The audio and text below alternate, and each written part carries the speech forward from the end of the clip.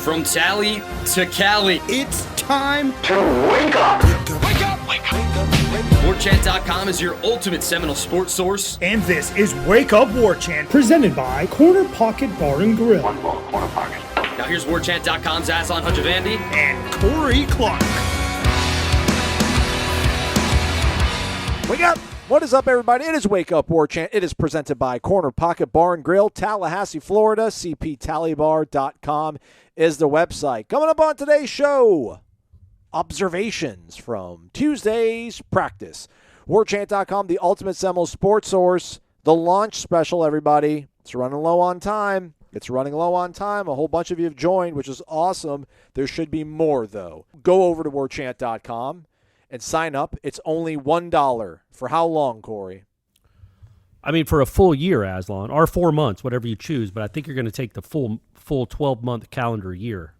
Yeah, you get it for a full year for $1. Not $1 a month, $1. Sign up with your credit card for $1, and that's all you're charged for an entire year. You can cancel at any time, but you won't because the content is too good. And what are you going to do? Like, I know, you get to hear us every day. You don't have to. You're not giving us $1 every day. But, what are you going to – you're going to want to read quotes. You're going to want to read stories. You're going to want to read Ira's columns. The 3-2-1. Yep. You're going to want to read that. You're going to want to Gene's takes, all the stuff on the message boards, my columns occasionally you might even want to read.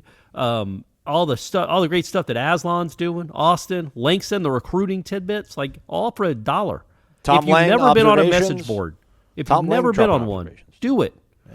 Join. For heaven's sake. Come on. It's $1. And for real, you can cancel if you don't like it any time. Like, no penalty. So, but why would you? It's just $1. Just, I don't want people to think they're, we're not locking you into something. It's a free country. No, that's what I'm saying. So what I would do is join today, August 10th, then set a reminder on your phone. Hey, on August 8th of 2023, hey, man, my credit card's coming up for renewal for Warchant. Let's make, and then you give yourself 363 days to see if you want to stay a member, and you will. Yeah, because we'll be getting ready for national title run in 2023.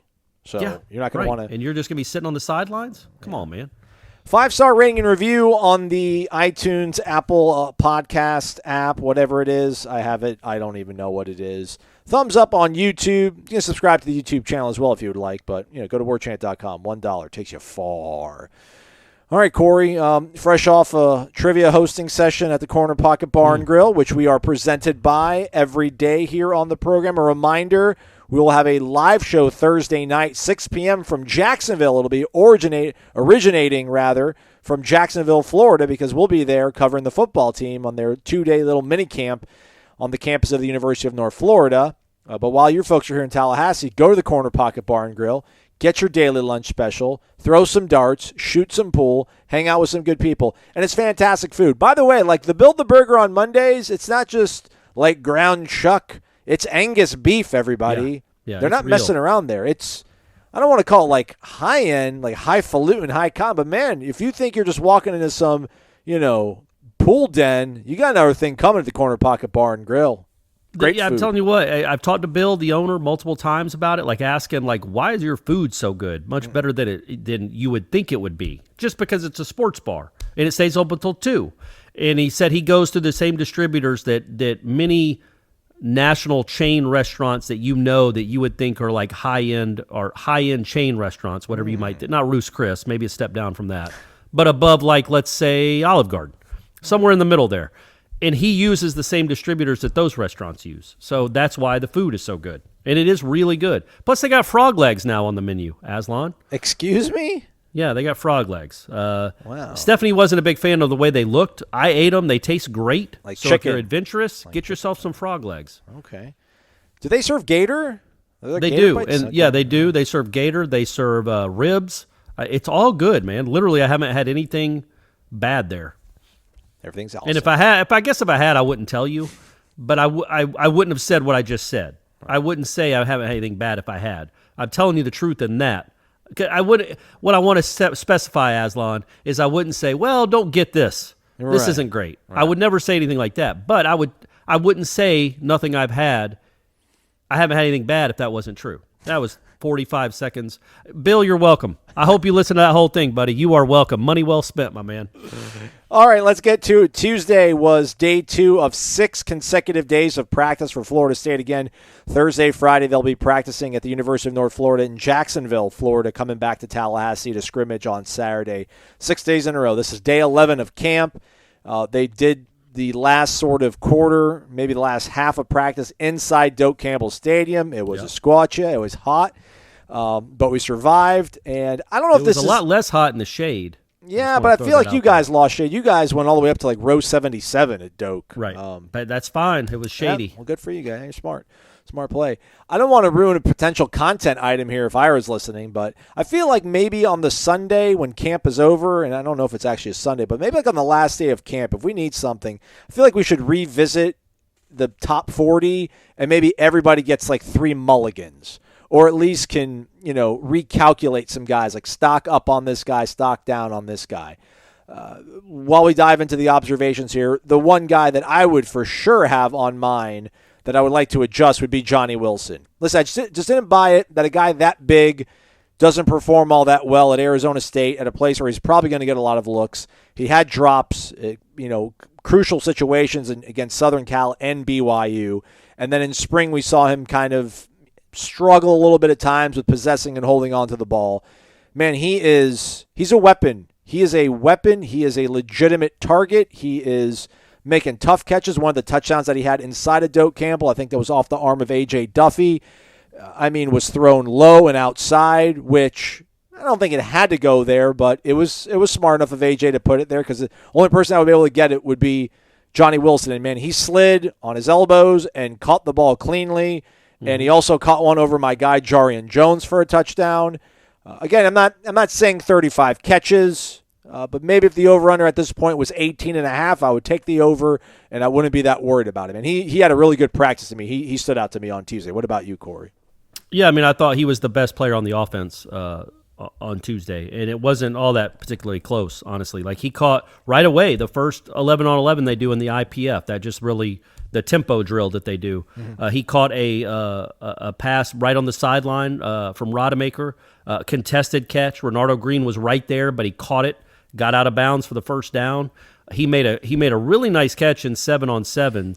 It might have been 11-on-11 now that I think about it, or I can't remember. He took a hit, so it was 7-on-7s. But it was one of those. It's about a 25-yarder down the sideline, really nice ball. I remember. And that he one, took a shot from Sidney Williams, and hung on. And that's the kind of stuff you want to see, man. He caught everything, but they weren't just, hey, Johnny Wilson's tall, he caught that, or he's running free, he's wide open. He was making the contested catches that he's here for. He's not going to run past anybody. He's got to make the catches where guys are near him, where he's being contacted. It's like a dude in the post in basketball. You have to be able to score even when you're being fouled and they're not calling it, because you're always going to get fouled. If you're a big, muscular guy, they're going to let the dude behind you, hit you and bump you. And you've got to be able to withstand contact and make a shot without begging for a foul call. So Johnny Wilson's going to get interfered with. He's just too big not to. He's going to be grabbed. He's going to be pulled. Guys are going to try to run through him because they don't think it's fair that he's 6'7" and they're 5'11". And they're probably going to get away with it a lot because of that size difference and just human nature of referees. They're going to let the 5'11" guy grab if they think it's a disadvantage. So he's got to be able to withstand contact and still make catches. And that's what I've been really encouraged by, really all camp. He's just made some really difficult catches, and he's done it consistently. And Tuesday was by far his best day. Like we said, he had the 2 touchdowns. He had a couple other ones, really good catches for first downs and down the field, middle of the field, sideline. Just he's noticeable, man, and that's he's been a really big. He could be a really big difference maker. And we were talking about this on headlines on Tuesday when you factor him in along with maybe Deuce Spann. Well, now think about what Florida State's running out wide. Just say they have, for the sake of argument, because I don't even think this has happened, but you have Deuce Spann on one sideline, Johnny Wilson on the other sideline, and Micah Pittman in the slot. That's different than they've had in a long time. You've got a guy in the slot that can go make plays. They can turn a 4-yard pass into a 40-yard pass. You've got a big 6'7" guy that's a mismatch for anyone. He's just a mismatch. There aren't 6'7" corners out there. Correct. I'm not saying he's going to have 1,000 yards receiving, but that is a mismatch, and that's somebody you've got to deal with. You've got a game plan for the 6'6" kid out wide. You've got to have just like they did for Greg Carr. And Johnny Wilson can be maybe better than Greg Carr, but maybe he's just Greg Carr, which still, what do you have, 30 touchdown catches or something crazy? Yeah. Like Greg Carr did some things. It's like top 4 in program history or something. Yeah, like you had to factor for Greg. I mean, I meant more of like a complete receiver. I got you. But yeah, he's all he does is catch touchdowns. All Greg Carr does is catch touchdowns. You ain't lying. So you have him on one side who's a matchup that you have to he's on the top of the scouting report, 14. If he reaches his potential, I'm talking about. And then on the other side, what if Deuce Spann is something? Okay, now you got a 6'3" guy that can run faster than anybody on your defense. Stop shortchanging these guys. Johnny Wilson 6'7", Deuce Spann 6'4". Corey, come on. Oh, sorry, man. My fault. So imagine that. Now, if Deuce Spann is something, and again, it's 2 weeks into a practice. He's been playing receiver for 5 minutes. So I'm not thinking he's going to have 40 catches this season. But if he can reach his potential at some point this season, along with Johnny Wilson, those two guys out wide all of a sudden look like Florida State guys again. 6'4" dude that can run faster than anybody on the defense trying to cover him. A 6'7" guy that you just can't cover, like you don't have anything to match up with. And then a dude in the slot that can really play. And what if Winston Wright comes back? All of a sudden, it's weird. It's just like these last, 4 or 5 days with the emergence of Deuce Spann and what maybe he could be. And again, we'll see. And then Johnny Wilson and what he can be. You start getting, you start thinking that the potential for Orange this Bowl? offense. Orange Bowl? No, but the offense can actually do some things down the field that aren't just going to be broken plays or something off the run game. Yeah. Just somebody being confused off the run game, thinking, a safety thinking Jordan Travis is going to keep the ball. Like, they can actually win one-on-one battles at the wide receiver position, which just hasn't happened much lately. Yeah.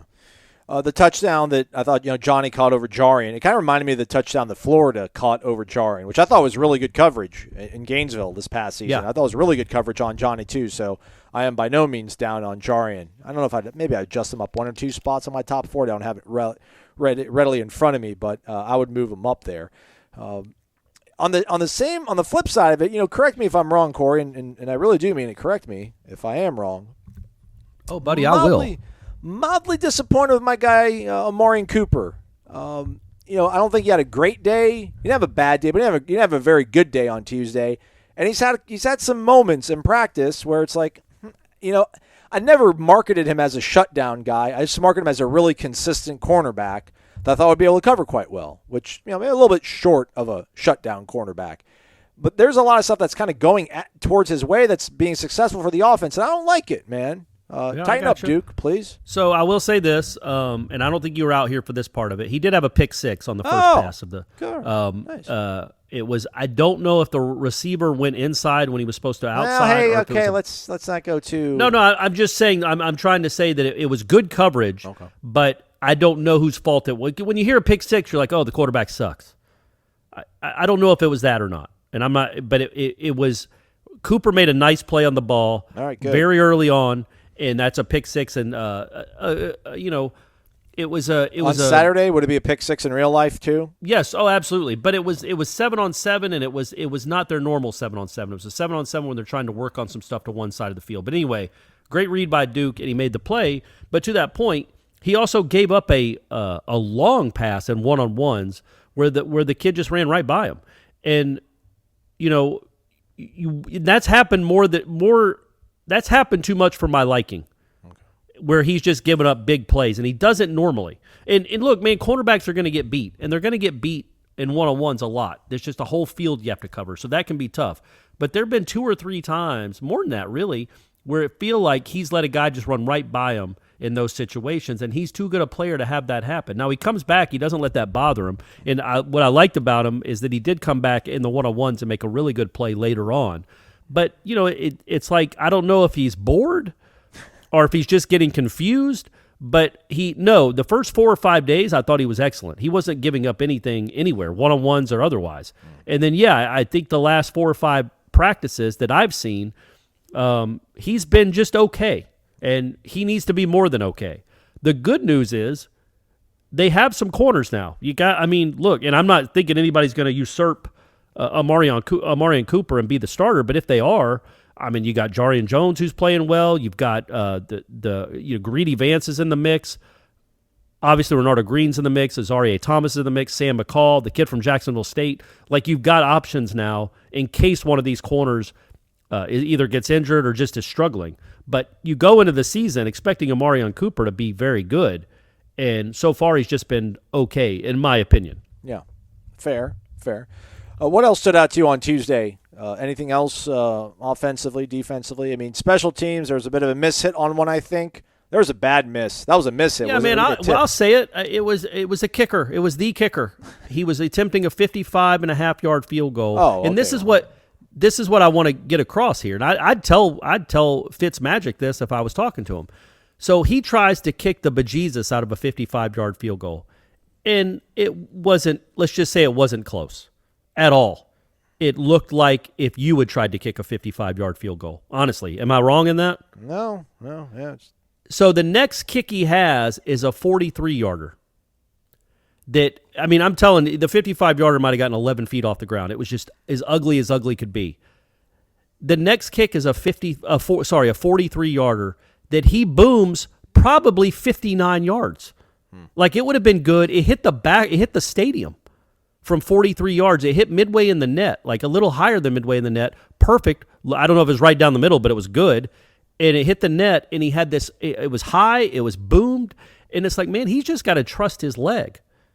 Like, that kid has a leg. Like, that 43-yarder would have been good from at least 56, but he tried to, if he'd have just hit his 55.5-yarder like that one, it would have been good, but I think he tried to just, so that gives me hopefully, if he does attempt a 55-yard field goal, he hits it like a 43-yarder, and he would have plenty to spare. But, yeah, that was I'm glad he came back and did that because that was such an ugly, ugly kick. Like, you don't really pay attention much in special teams practice when you're watching it.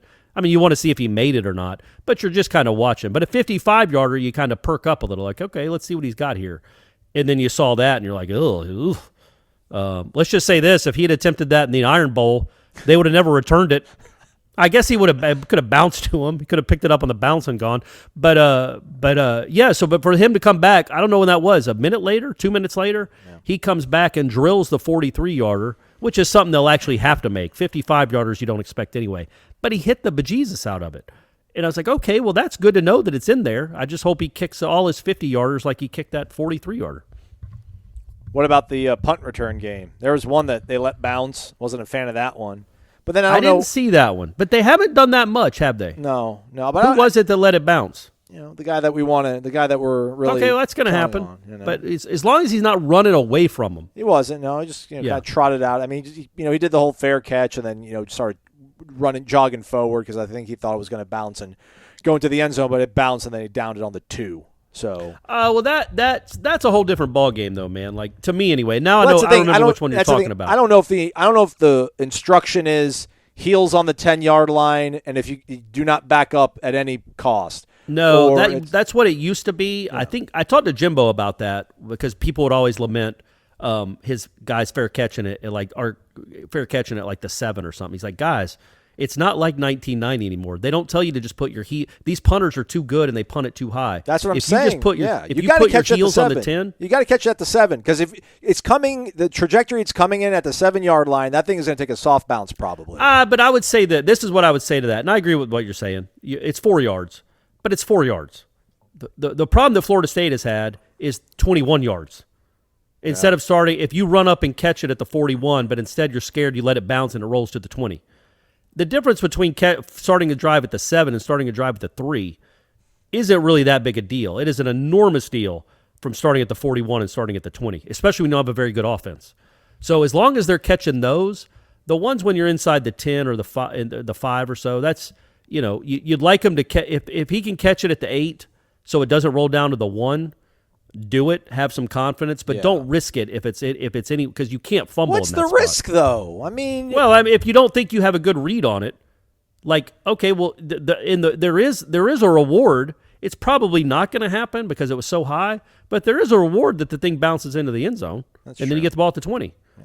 So those ones don't bother me nearly as much as the ones in the middle of the field. Go catch those things, and they've done a very good job of that really all summer or all fall that I've seen.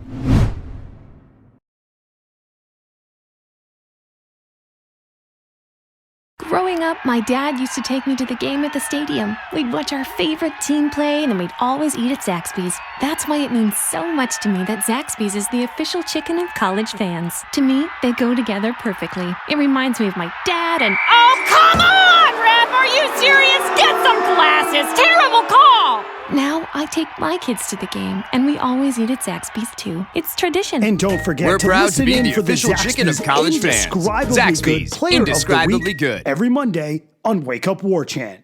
If you guys follow Adam Fuller, the defensive coordinator for Florida State, you're well aware of all the takeaways that happen and when they happen. Renardo Green had one in 11-on-11 in Doak. That was quite nice. So good for him. That's good. We want to see that. I also thought Jared Verse saw some good flash out of him. Yeah. And I want to start almost keeping, because it makes me think about the conversation that we had on the show for Monday where you were talking about, you just threw out a number out there. Like he might be only getting 12 reps, maybe, somewhere in that vicinity, maybe a little bit more.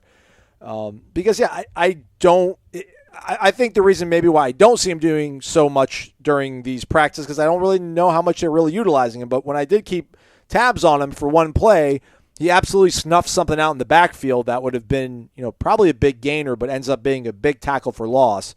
So, yeah, he's alive and well, everybody. I know we don't talk about him probably nearly enough as you guys would hope we would, but I think it goes back to Corey's point on Monday where not so much pitch count, but they're mixing and matching, throwing so many different lineups in that front four that he's not maybe getting a Jermaine Johnson 800 rep, sort of. Yeah, but again, Jermaine wasn't. It's not like they were running Jermaine out for 35 snaps. No, they weren't. Last August either. And I think the thinking is when people will hear that and like, why is Jared Verse only getting 12 reps? Well, understand that they're practicing for 2 hours. It's not like Jared Verse is not sweaty and huffing and puffing with 30 minutes left to go in practice. He has been worked. They've all been worked. They've all gone through a bunch of drills.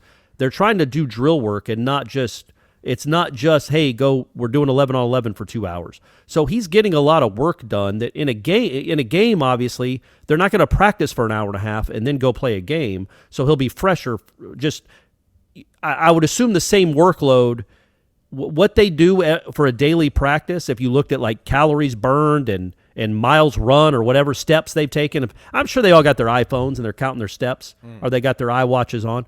It's probably not dissimilar to what they would do against Duquesne, right?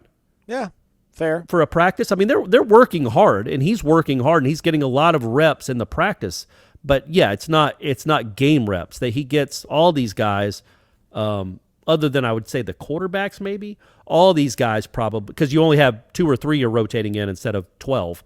You get they're all getting probably anywhere in the neighborhood of 12 to 15 reps, I would think.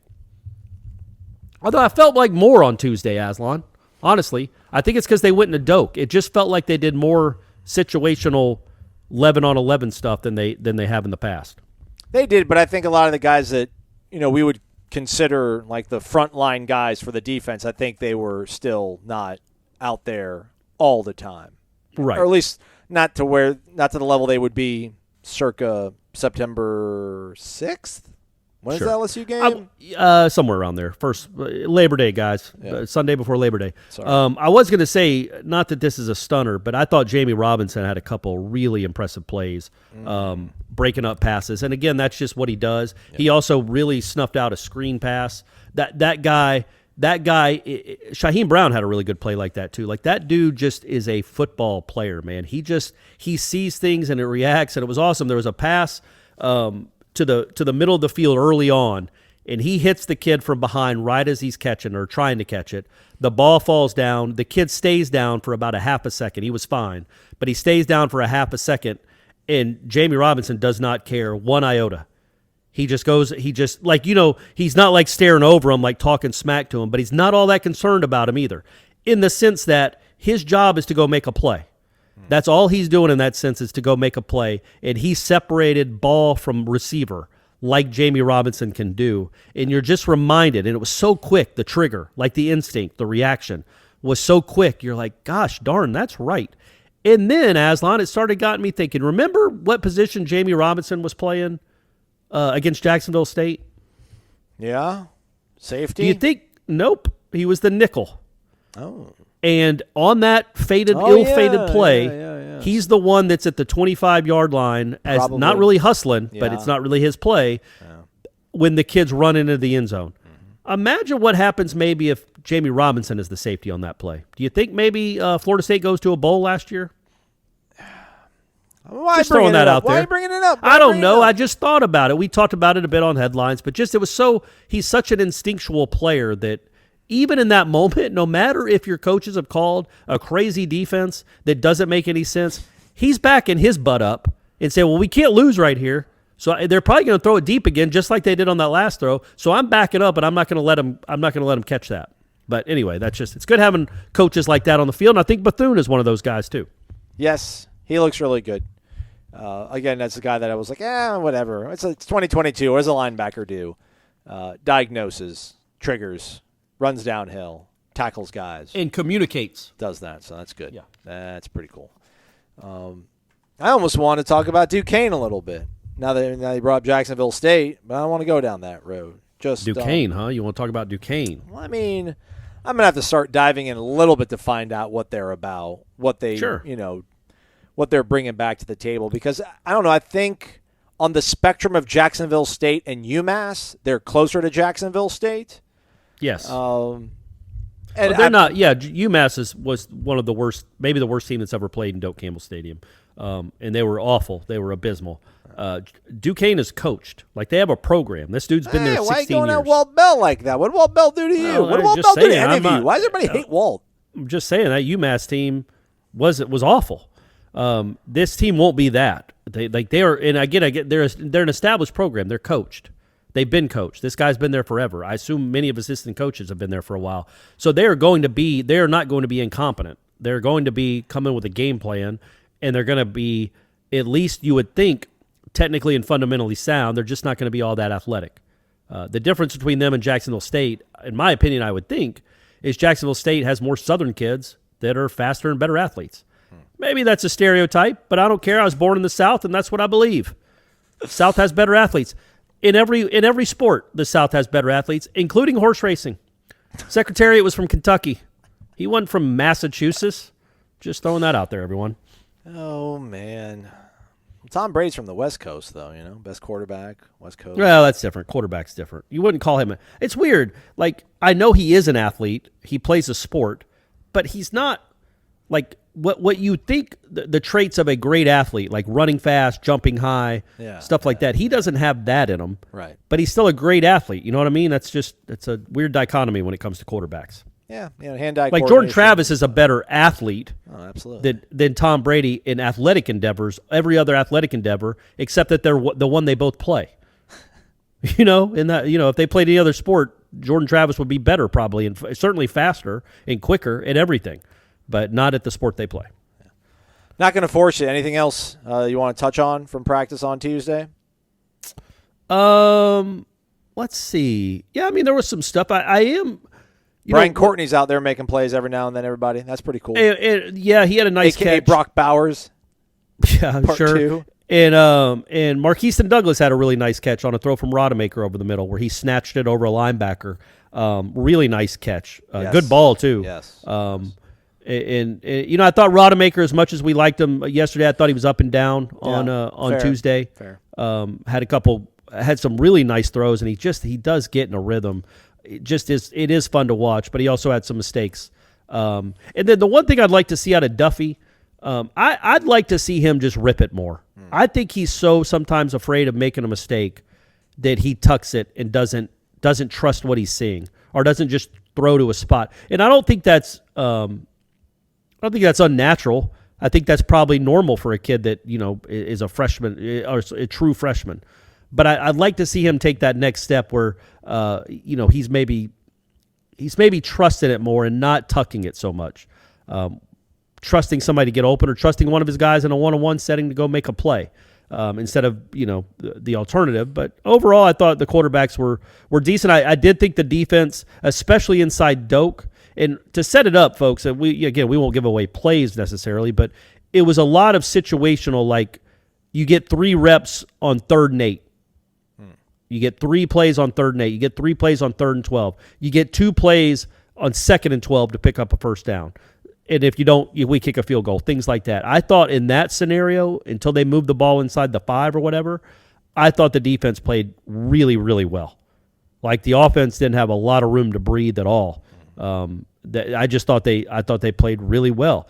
And I think the one other thing I was going to say that I think we talked about on yesterday's show was because Deuce Spann had such a good, or maybe it was Monday's show, because Deuce Spann had such a good scrimmage, I wanted to see if maybe we started seeing him running with different groups of people, right, when he's on the field.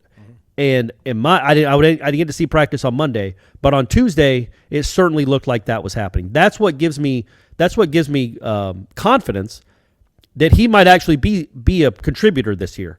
It's not just he's torching these third stringers all the time. He's moving up, in my opinion, anyway. And again, we don't discuss depth charts. We honestly, truly don't know a depth chart. Yeah. I mean, you can figure it out at defense for the most part, but offense, legitimately, right? Yeah, we don't have any idea. But he's playing more with the players that we figure are going to play a lot. And that, to me, means that they know that he'd been playing well. He took it over for the scrimmage, and now they're trying to see, okay, is this something now? Is this something? We got to get this guy used to playing with this set of players because we might actually be using them. That said, as we talked about on headlines, what would you set his over right now? August 10th. What would you set his over-under on for catches this season? 16.5. Yeah, I thought 15. Okay. So I wanted to do that just to caution people to not think that we're saying he is Randy Moss. Right. You know what I mean? Like even now, as good as we think he's been, as a pleasant surprise as we think he's been, we're expecting him to catch a little over 1 pass a game, maybe. Nobody's here thinking he's going for 50 and 1,100. That we're not expecting that. Number one, we don't expect that out of the Florida State offense in general. I think it's going to be more of a predominantly run team, run first team anyway. But we're not saying he's going to be, Jerry Rice, Randy Moss, even Omarion Terry. I don't expect that kind of impact this year. But man, if he can hit one of those every couple of games, just what that does, not just for the passing game, but what it does for opening up everything else. To have a deep threat that looks like that, so you're not throwing bombs to 5'8" guys. You're throwing bombs to sprinters that are 6'4". Man, that just, you don't know what that can mean for an offense. So that's why it's so encouraging that not only has he played well, and he doesn't look like a miss at all when it comes to the transfer portal, he should contribute this year. And if you'd asked me a month ago, I don't think he didn't make our top 40, right? I don't know that anybody put him in the top 40. I think if we did that regrading that you were just talking about, right, I think he makes it. Yeah, for sure. Yeah, he might be the poster child for stock rising on that exercise. Yeah, I got the top 40 actually in front of me. He didn't even make it on the people outside the cut. Like Leonard Warner was outside the cut. Jarian was outside the cut. Rodemaker, Fitzgerald, Helton, Mastermano, and Kentron Portier. I would say of those guys, who'd you say the second one? Oh, Jarian Jones, I think. Jarian would be up, and Deuce Spann would be up as guys that you definitely think. Maybe Bryson Estes too. Okay. Maybe. I don't know if he cracks the top 40 because he's still. I would assume he's probably not going to be a part of the starting plans if they have everybody healthy and ready to go. But he has proven that he could maybe be a part of the rotation, and I think they're planning on him being a part of the rotation. So, yeah, man, 2 weeks now, we see there have been some pleasant surprises. And honestly, when you think about stocks going down, there aren't many that come to mind, are there? Ja'Kai at 30, I think I would. The run game's going to be good. I mean, I love Ja'Kai. And that's the thing. Ja'Kai might make real big splash plays, which might end up rendering that a good pick. He'll have 3 40-plus yard catches, maybe one against Clemson, maybe one against NC State, in big-time situations, kind of like Notre Dame and Miami. So that could make it, on the level. But, yeah, some of these guys, like, Sam McCall 38th, Jarian Jones 42. Like, I'd swap those guys right now without absolutely. Yeah. And Sam McCall's had a good camp by all stretch, but I think there was a little bit of hope and wish and wonder in that. And then Jarian kind of like, we've seen. Where was Azarie on that? High, man. Azarie's 26th. Ooh. Yeah. That's about right, probably. I don't think. Yeah, that's what I'm saying. Like, as much as there have been some pleasant surprises, there haven't really been, and it's not like Jakai's been terrible. It's like, golly, he got a scholarship for? No. It's just other guys have maybe made more splash plays that we've seen. Yeah. But remember, Jakai has 2 big plays under his belt. He has a long touchdown against Notre Dame. He had a long catch against Miami. Those are big moments. Absolutely. That even if you get those plays again, he's in your top 40. I mean, that's an impact. So yeah, but when you look at the guys that we thought were going to be good, are solid, I don't think there's been one single disappointment. I don't think there's been one discouraging player, and I think they've been a lot of encouraging guys that you're like, okay, that guy might be better than we thought, and he's going to play earlier than we thought. And I'm sure you probably can glean this from Tom's observations, which are up on the website for the subscribers. But the run game's actually looking good, man. I mean, to your point about them being run first or depending on the run, and I think that really is going to open up and make Jordan's life probably a lot easier. And if he were to go down at some point, and Tate's life a little bit easier, although Tate won't command the sort of respect and attention that Jordan's running ability has. But, man, they ran the ball really well inside of Doak on Tuesday. They ran the ball really well. And, when you can create that kind of stuff organically, naturally, you're not really scheming it up, but it's just clean, good football running. Really good sign for what the offense hopefully can be top end. So when we say they're running well, understand that the quarterbacks in this scenario are hardly ever running. So it's not like trick or treat, like just it's a bunch of. They get thudded though. When they do play action, if they do play fix, like the running back doesn't have it, like they'll get thudded still. They'll get hit like they do have the ball. But the quarterbacks aren't getting hit though. Yeah, that's what I'm saying. So like, it isn't just a bunch of smoke and mirrors about, oh yeah, of course they can run. They have a mobile quarterback. That's not really a factor much on much of these running plays. At all, really, when the running backs have the ball, I mean. And they're still hitting some plays. It's good to see, man. Rodney Hill, I don't know how much he's going to play this year because there are guys in front of him that are good. But, man, he's got some special juice to him, man, when it comes to that speed plays. And he looks – I mean, I think he's going to be good, man. I like him returning kicks more than Trey Benson, and he's been out there returning kicks. So that could maybe be a way for him to get involved in things too. So yeah, that's a good point. But they're not going to kick – they're not going to have – they're not going to be receiving a lot of kickoffs, buddy, because they're not going to give up a lot of points. That's right. That is true. So overall, I thought, I thought the offense ran pretty well. When you see that kind of stuff, you're like, yeah, now throw Jordan Travis's legs into the mix, along with the way they can block it up. But then you get kind of a little giddy about maybe what this offense can look like running the ball when you have these kind of weapons. But you also have to keep in mind, like, you're going to play some defenses that are better than Florida State's defense. And are you going to be able to – not many, but some. But, yeah, and then many that are similar. Are you going to be able to do this against them? Or are you going – because we were talking about this again on headlines. Guys, listen to headlines too, but obviously listen to this. LSU is going to defend Florida State like Clemson did. They're going to try to anyway. Everybody will.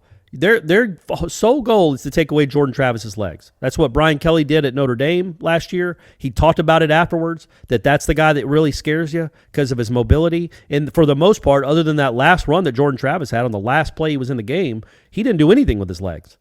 They really did a good job of taking that away on top of what Clemson did taking it away. So that's the kind of defense you're going to see. Can these receivers, and Jordan Travis for that matter, can the passing game make them pay? They did a few times against Notre Dame now. Remember, they had 28 points before Mackenzie Milton came in the game. Yeah. And they finished with 38. So they did make them pay through the air for some of that. They hit some big plays. Can they do that against LSU? Can those receivers? Deuce Spann's never really done it at this level at all. Johnny Wilson's played in some big stadiums and some big games, but he's never been counted on all that much. Micah Pittman's never been counted on all that much, although he's played in some big games too. Can they be the guy? Can they torch these defenses and win their one-on-one battles and make safeties back the F up so then Jordan Travis in the running game can slice through them? That to me is the key to the whole season. And Tuesday I thought was a step in the right direction. On the way out, any thoughts about the rights deal here now, the Big Ten, ESPN, ABC out of the picture, which is crazy. They've had rights in some regard of Big Ten football since I think like 82 or maybe 81. I don't like it simply because, it's kind of, I think like about the NHL. The NHL is still operating all these years, everybody.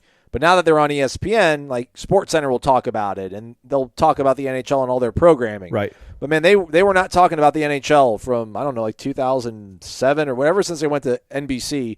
They just want to talk about it. And I feel like it was longer ago than that. I feel like it disappeared from ESPN like in the late 90s. Yeah, I think, after they went on the lockout and stuff. But, I mean, this is, if you're going to hold and own all the SEC, I mean, you can't ignore the Big Ten all that much if Ohio State's 10-0. But, man, you can maybe ignore Ohio State when they're 4-0, 5-0. Yeah, but what do you care? You're an ACC guy. I know, but are you talking about just long term? I watch ESPN. I don't want to just see nothing but the SEC when I'm watching ESPN talking about college football. Yeah, gotcha. CBS and NBC are in the mix. They're parsing this out. I mean, they're going to split it up. CBS and NBC are going to spend $350 million each for 7 years. So that's $700 million. And then ESPN declined to get involved in this at $380 million for 7 years. So, and that was going to have fewer marquee games, which is crazy to think about because CBS and NBC paid $350, and I'm guessing they're probably getting more marquee games. They were going to charge ESPN even more than that and not give them as many good games. So they're still part of their package that's out there. And, the rumors are going to get $1 billion for this thing. I mean, they're already at $700 million between CBS and NBC, and there's still another piece of this package left. Well, there's also Fox. Yeah, that's right. They don't show you exactly how much Fox is paying, so that definitely has to push them over into $1 billion, man. $1 billion. What I'm interested in, what all Florida State fans should be interested in, it's always so hard to get it all public, but a public record and get the actual numbers and the dates, but they will say at some point how long the contract is and what when they have like a look-in where they can renegotiate the contract. Like after 2 years, after 4 years, is it going to be a 7-year deal? Is it going to be a 5-year deal? What is the length of this contract? Because for Florida State's concerns, man, I'm telling you, I know we all want to go to the SEC if we had to choose, but the Big Ten coming at Florida State and Clemson makes more sense than the SEC coming at Florida State and Clemson. The Big Ten needs to have a footprint in the South, a big one. It needs better football programs. And you would think CBS, NBC, Fox understand that and understand that getting Clemson, Ohio State, and Florida State, Michigan would be enormous ratings. It would be huge for the brand. And so that's what I wonder is like, okay, obviously Florida State's not joining the Big Ten next year, but will they have a chance? Will CBS and NBC or whoever locks this up with the Big Ten, will they have a chance in 4 years to look back in or 3 years and go, all right, this was okay, now let's add these guys. We need these guys in this conference. And when we get these guys in this conference, we're going to renegotiate, and it's going to be more pie for everyone. Because obviously we're going to be it's going to be a huge deal. It's going to be even bigger. We're going to pay you even more, but we're going to pay you more if you bring in these schools and make it worth our while. So that's because TV money runs everything. It runs the world. It certainly runs college sports now, sadly, but that's the reality. So don't you think that is the key for Florida State? They have to be wanted. If the Big Ten comes with a real push and a real offer, and the Big Ten would be, I don't care about AAU nonsense. We're in the game of making money, man. UCLA isn't bringing you anything. I know you're saying you get the LA market. People in LA watch USC football. You already got that. Stanford would not bring you anything as far as Stanford actual. brings you Notre Dame probably, or Notre Dame brings you Stanford. So maybe Notre Dame's probably the next domino to fall. But imagine a TV deal with Notre Dame, a conference with Notre Dame, Michigan, Ohio State, Florida State, Clemson, North Carolina, Miami, Wisconsin. I mean, that would dwarf the SEC, man. It would, probably dwarf is too strong. It would be bigger than the SEC. And isn't that what the Big Ten wants to do? Is this not an arms race now? And the biggest splash you can make is go get some behemoths who have proven they can win national championships. Multiple, all of them. Florida State, Clemson, and Miami have all proven they can win national championships. And if they have the resources, they can get the Big Ten to where maybe it's the Big Ten that has 6 of the 9 top-ranked teams in the country. Maybe it's the Big Ten that's fighting to get 7 teams in the playoffs or 5 teams in the playoffs. Because imagine Florida State and Clemson with Big Ten resources. It just wouldn't make sense to not at least explore that. And when that happens, maybe the SEC comes in and says, we don't want Florida State going there, so we got to get them to keep them from going to the Big Ten. I like it. So that's where I think it all goes at the end of the day. But this contract, at least, I just want to see the stipulations and when they can go back in, if it can be torn up, if new teams are added. Because everybody knows that they want Notre Dame. So and they should want Florida State and Clemson. So will they have an avenue to do that before 2036? So there you go. That's my take on it. Strong. Good take to go out thanks, on. buddy. I appreciate it, man. We'll be watching practice Wednesday, and then we're going to get into a car, and we're going to drive to Jacksonville, Florida. We're going to set up shop for 2 days. We'll do a live show Thursday. That'll be your Friday podcast. From your hotel room, maybe from your balcony? Where do you want to do it? I don't know. Yeah, wherever. Yeah, we'll figure it out. I think I booked you a king-size bed. Okay, thank you. So maybe we can both sit on different sides of the bed or something and do it like that. Okay, all right. Just throwing that. We could be in the same. When was the last time we recorded one we were in the same room? Probably IMG. Have we ever done a live show in the same room? No, we've never done a live show in the same room. I don't think. No. Yeah, we could make history, man. All right, we'll do that. And we'll probably do some kind of Renegade Express. Maybe it'll probably be up on the site right now. So go in there. It's only going to be open for a very brief time so we can knock it out and then get on the road to Jacksonville. Thank you for listening to Wake Up Warchant, presented by Corner Pocket Bar and Grill. Hit the thumbs up on the way out. I think we earned it. Maybe a 5-star rating and review. Corey's earned it. And sign up again for warchant.com. It's only $1. I mean, $1. $1. It's 1 more cent than 99. I mean, it is 1 less cent than 101. Come on, man. Don't you love us? Don't you like us? You're listening to us. You've listened this much and me ramble for 20 minutes. Come on, man. Just $1. Even if you don't plan on ever going on the site, which is dumb, just give it a taste. Just wet your beak. Just dabble around a little bit. See what you like. See if you like the way I post on the message boards. You get to interact with me on the message boards, and Ira, and Gene, Aslan. We're all on the message boards. Langston, you can ask him questions about recruiting, and he'll answer them right there. You get all that access for $1 measly. I mean, sign up for it and hold on to it, and then maybe give it to somebody for Christmas if you don't want it by Christmas time. If I'm over it, give them the login. Take it over. Here, it's yours now. What a Christmas present that would be. Amazing. Here's my login. Here's Warchant. Here's Warchant. Can't beat it. For Corey, I'm Aslan. Thank you for listening to Wake Up Warchant, presented by Corner Pocket Bar and Grill.